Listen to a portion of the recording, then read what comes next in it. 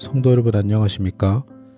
오늘의 말씀은 창세기 35장 23절에서 36장 8절 말씀입니다. 말씀 초반에는 야곱의 아들들을 우리에게 소개시켜주고 있습니다. 그리고 그 이후 야곱은 자신의 가족들과 함께 아버지인 이삭이 사는 곳에 도착했다고 되어 있습니다. 그리고 결국 거기에서 이삭은 180세가 되었을 때에 사망하게 되고 29절 말씀에 야곱이랑 에서랑 함께 아버지를 묻는 장면이 나옵니다. 그리고 36절 말씀에 이번에는 에서의 아내들과 후손들에 대해서 나와 있습니다. 에서의 가족이 소개될 때는 에서가 자신의 부인들을 다 가나안 땅에서 얻게 되었다고 기록하고 있습니다. 이전 말씀에 나와 있던 것처럼 부모님의 반대에도 그 지역에 있는 여자들과 결혼하여 아이들을 낳게 됩니다. 그리고 그 아내 중에 한 명은 이스마엘의 딸도 포함되어 있습니다. 가족이 소개가 다 된 이후 6절 말씀을 보시면 에서는 자신의 부인들과 아들, 딸들과 자기 집안의 모든 자산들을 가지고 세일산이라는 지역으로 이사를 하게 됩니다. 아무래도 에서의 집안과 야곱의 집안이 둘 다 너무 크기 때문에 그리고 가축들이 하도 많아서 같이 한 곳에 있는데 지장이 있었던 것으로 보입니다. 그리고 우리가 에서의 성격을 조금은 알고 있기에 야곱을 배려해주기 위해서 본인이 먼저 떠났다기보다는 아마 에서가 판단하기에 세일산이라는 새로운 지역으로 가는 것이 자신을 위해서 좋다고 판단되어 이동한 것으로 보입니다. 오늘 말씀을 보시면 누가 대단히 크게 잘못한 내용은 나와 있지 않습니다. 말씀에서는 야곱의 가족들과 에서의 가족들이 소개가 되며 이제는 그들이 온전히 화해를 하여 잘 지내고 있는 모습이 나옵니다. 그뿐만 아니라 이삭인 아버지는 평안한 가운데 죽고 자신의 아들들이 잘 지내는 상태에서 화목함 가운데 자신의 조상들과 묻히게 됩니다. 그리고 형제 둘이서 자신의 집안의 모든 사람들과 가축이 같이 살기 힘들어서 특별히 나쁜 감정이나 큰 문제 없이 에서는 그 지역을 떠나서 다른 지역에서 가족들과 평화롭게 사는 내용이 나와 있습니다. 오늘 말씀을 읽을 때에 평화로운 한 대가족의 모습이 보이게 됩니다. 하지만 여기서 중요한 건 에서는 온전히 자신이 잘 살아가기 위해서 움직이고 있는 모습을 볼 수가 있습니다. 아내를 정하는 과정과 자기가 결국에 어디에 사는 것, 이 모든 결정들이 순수하게 자신의 판단, 자신의 지혜로 자신이 원하고 싶은 대로 이루어지고 있는 것을 볼 수 있습니다. 그리고 이 모습을 지켜보는 삼자 입장에서는 대단히 나쁜 결정들도 아니고 어떻게 보면 그 지역의 중요한 인물들의 딸들과 결혼하는 것이 현명한 판단이라고 볼 수도 있습니다. 하지만 이렇게 에서가 자신이 판단하기에 자신이 좋다고 생각하는 대로 자신이 보기에 현명하게 살아가고 움직이고 있다는 것은 어떤 면에서는 그만큼 하나님의 인도하심과 하나님의 약속하심에 크게 신경 쓰고 있지 않다고 볼 수가 있습니다. 물론 말씀의 흐름을 알고 있는 저와 여러분은 하나님께서는 결국에 야곱을 통하여 그리고 야곱의 후손들을 통하여 일하실 거기 때문에 의도적으로 에서를 다른 데 멀리 보내신 것이 아닌가라고 볼 수도 있습니다. 하지만 우리가 나중에 이스라엘 역사를 보면서 알 수 있지만 하나님의 약속한 언약 백성이 아니더라도 그들이 진심으로 하나님을 믿고 따르는 사람들이라면 하나님께서 그들을 이스라엘 백성들과 합류시켜 주시며 그들을 통해서도 일하시는 것을 우리가 볼 수 있습니다.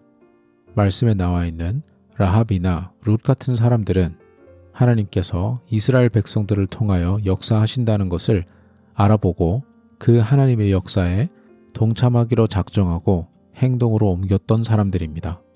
이처럼 에서도 하나님께서 야곱을 통해서 역사하신다는 것을 알아보고 의도적으로 남아서 가나안 땅에 함께 있었다면 분명히 하나님께서 사용하셨을 것입니다.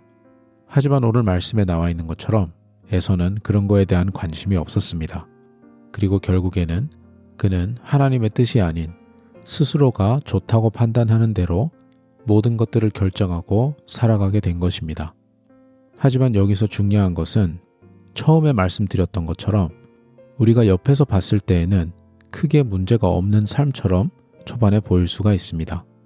교회를 다니며 예수님을 믿는다고 하는 저와 여러분의 삶도 이와 비슷할 수가 있습니다. 예전에 제가 대학생 때 다녔던 교회에서 한 청년이 하나님 앞에 더 간절하고 거룩한 마음으로 살고자 학업을 그만두고 선교를 나가야 될지 사역을 해야 될지 아니면 대학교 신앙 공동체에서 간사로 활동을 해야 될지 여러 가지 고민을 하는 청년이 있었습니다. 그때는 제가 어려서 크게 생각이 없었지만 지금 돌아보면 그 청년이 저한테는 형이었었죠. 어떻게 하면 더 하나님과 가까워지고 하나님께 영광 돌려드리는 삶을 살지 고민하는 그 형의 모습이 지금 생각하면 하나님께서 보기에 참 기뻐하셨겠다라는 생각이 듭니다. 하지만 안타깝게도 그 당시에 그 청년 주변에 있는 많은 집사님들과 어른들이 아니 지금처럼 교회 활동 열심히 하고 있는데 뭐를 굳이 더 해야 되냐라는 말씀을 하셨습니다. 지금도 잘하고 있으니까 남들처럼 대학을 좋은 성적으로 잘 마치고 좋은 직장을 구해서 결혼도 하고 안정적인 삶을 사는 것이 그게 뭐가 나쁘냐라고 계속 주장하는 분들이 있었습니다. 어떻게 보면 그 청년이 너무 열정 가운데 지칠까봐 위로의 말로 그렇게 하셨을 수도 있습니다. 하지만 그러한 조언들의 근본적인 심리는 어느 정도 기본에만 충실하면 우리의 할 몫을 다한 것이 아니냐라는 생각이 있는 것 같습니다. 오늘 말씀해 보시면 에서의 삶도 비슷하다고 볼 수 있습니다. 하나님의 언약 그리고 하나님의 계획과 크게 상관이 없으면 에서의 삶을 봤을 때 그렇게 크게 문제가 있는 것처럼 보이지가 않습니다. 자신의 동생과 화해도 잘하고 아버님도 묻고 동생이랑 한 곳에서 같이 살기 힘들어질 것 같을 때 먼저 나서서 다른 지역으로 이사를 가고 그러다 보니 그래도 어느 정도 큰 민족으로 번영하기도 했고 크게 나쁜 결말로 보이지 않을 수가 있습니다. 하지만 예수님을 통해서 나 자신의 삶을 사는 것이 아닌 주님의 영광을 위해서 사는 저와 여러분들이라면 오늘 말씀에 나와 있는 에서처럼 적당히 좋은 삶을 사는 것이 우리의 목적이 아닙니다. 우리의 목적은 야곱처럼 하나님을 쫓아가는 사람들이 되어야 합니다. 내가 좋다고 판단하는 것보다 하나님께서 인도하시는 대로 내가 현실적이라고 생각하는 것보다 주님의 뜻을 추구하는 것이 우리 그리스도인의 삶이 되어야 합니다. 물론 야곱도 완벽하지가 않았습니다. 야곱의 가족들은 서로와 싸운다고 사이도 별로 안 좋고 야곱 본인도 하나님의 뜻보다는 본인의 고집대로 살았을 때도 있었지만 그래도 그러한 상황 가운데에서도 그는 하나님과 맺은 언약을 기억하고 있었습니다. 그리고 서툴더라도 그것을 목표로 하여 자신의 인생의 방향을 정하며 살았습니다. 그렇다면 오늘 저와 여러분은 나의 판단이 우선인 에서처럼 살고 있는지 아니면 부족하더라도 하나님의 뜻과 하나님의 방향대로 살아가려고 노력하고 있는지 돌아볼 필요가 있습니다.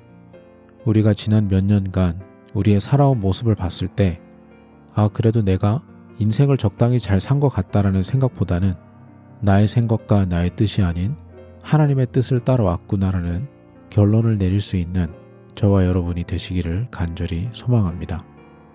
기도하겠습니다. 하나님 아버지, 나의 판단과 나의 생각대로 살기보다는 주님의 뜻을 이루기 위한 당신의 인도하심을 받아 당신의 뜻 가운데 살아가는 저희 모두가 될 수 있도록 주님 인도하여 주시옵소서. 감사드리며 예수님 이름으로 기도드립니다. 아멘.